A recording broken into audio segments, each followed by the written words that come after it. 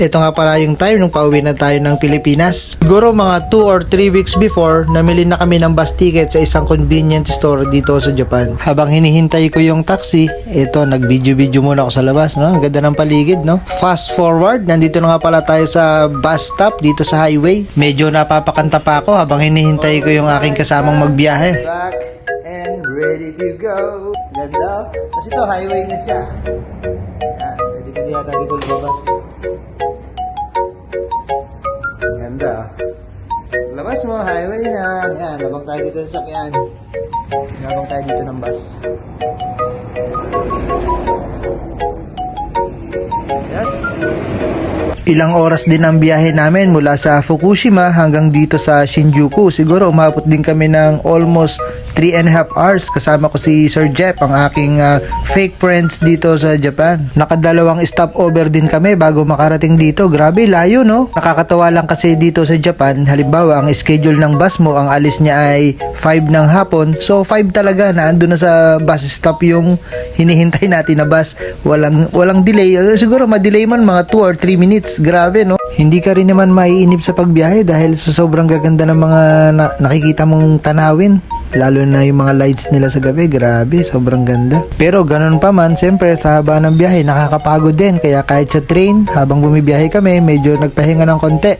Kasi almost, siguro mga mula dun sa Shinjuku hanggang sa Narita, almost 2 hours pa rin by train. Bali, 3 norikay kami ng train. At eto nga, pagdating namin ng Narita, syempre gutom na kasi by bus, kumain lang kami ng tinapay, nagbaon lang kami ng sandwich, then nilagyan lang namin ng pritong itlog. Okay na yon. Talo-talo na sa biyahe yon. Baon na ako ng tinapay. Syempre, kung bibili ka pa sa biyahe, sayang din naman, napakamahal ng mga bilihin dito, di ba? Para makatipid din tayo ng konti. Dito nga pala kami kumain sa Yoshinoya. Masarap din naman ang pagkain. Sulit na sulit ang ibabayad mo. Dito na kami naghintay ng oras. Napakahaba rin ng oras ng hinintay namin dahil kinabukasan pa yung flight namin, alas 11 na ang tanghali. So ang tagal, di ba? Ang tagal namin naghintay. Siguro maraming makaka-relate nito, yung mga OFW na uuwi na naghihintay sa airport. Pero ganun pa man, ox na ox lang kasi makakauwi na tayo dyan sa atin, sa Pinas, di ba? Napakasarap ng pakiramdam, lalo na kung dyan ka magpapasko at kasama mo ang pamilya mo.